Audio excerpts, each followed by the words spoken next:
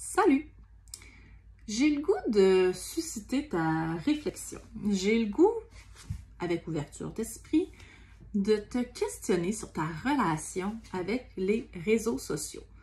Donc, évidemment, si tu écoutes cette vidéo, c'est que tu es sur les réseaux sociaux. Un de la gang, comme on dit, puisque soit tu vas consulter la vidéo sur Facebook ou encore sur YouTube. Mais si on regarde l'ensemble des réseaux sociaux, donc, oui, en ajoutant par exemple Instagram, TikTok, Twitter, donc toute la grande machine, puis là il doit y en avoir d'autres que je connais même pas, mais toute la grande machine, réseaux sociaux et l'impact que ça a sur ton mindset, donc sur ta force mentale, comme les boys diraient, mais sur ta perception de ton quotidien, mais aussi concrètement sur tes choix alimentaires. Parce que c'est sûr que les deux sont intrinsèquement interreliés. Laisse-moi t'expliquer un peu vers quoi je veux diriger ta réflexion. Donc, c'est certain que si tu regardes les réseaux sociaux pour t'inspirer, par exemple, en termes de recettes, te donner des idées, c'est ce que tu vas chercher. Tu regardes des recettes, ce qui te tente, ce qui répond à tes goûts, prends en note, parfait.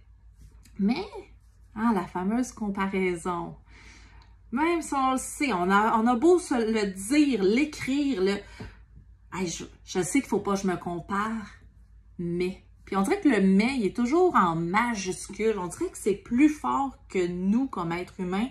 On se compare.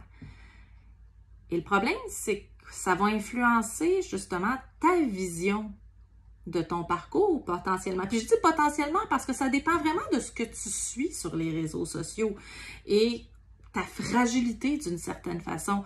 Donc, si, sans le vouloir, tu te mets à te comparer, c'est sûr que c'est une remise en question qui risque d'influencer de façon négative quel choix, quelle sensation. Donc, plutôt que de te fier à comment toi, réellement, tu te ressens, tu risques de te fier à « OK, l'autre personne a fait ça de même, puis on dirait qu'elle a réussi mieux que moi. » Donc, ça risque de t'amener vers un chemin qui n'est pas le tien. Ceci étant dit, il y a plein de choses qu'on trouve sur les réseaux sociaux. Si tu utilises les réseaux sociaux principalement pour t'alléger l'esprit, que tu suis des pages ou des personnes qui sont un peu plus dans le funny, dans l'humour, dans la légèreté, puis justement, ça t'aide à décompresser, à t'apaiser de certaines émotions plus négatives, il y a peut-être quelque chose d'intéressant à ce niveau-là. Mais de se questionner à savoir, est-ce que justement toutes les pages, toutes les personnes que je suis en bout de ligne, est-ce que ça m'apporte vraiment un bénéfice? Parce que les réseaux sociaux, ce n'est qu'une des sphères de notre vie qui peut avoir une influence sur notre parcours. Mais en fait, il y a plein d'éléments dans notre environnement et donc dans notre environnement alimentaire qui peuvent avoir un impact, puis des fois, c'est très sournois, c'est pas écrit avec des néons qui flashent, que hop là, ça risque d'influencer comment je mange. Et c'est important de s'arrêter parce que la vie va vite, le quotidien, les responsabilités, mais de faire un temps d'arrêt pour revoir notre environnement alimentaire. Aujourd'hui, je te parle justement des différents réseaux sociaux, justement, est-ce qu'un petit ménage, comme un ménage de garde-robe, des fois, est tout à fait dû? Mais là, est-ce qu'il y a un ménage? Est-ce que tu es dû, justement, pour revoir la pertinence, à savoir, est-ce que tu tires plus de positif ou, dans ton cas, plus de négatif? Encore là, je mets l'accent. Ça se peut que ça ne soit pas la même réponse pour chaque individu.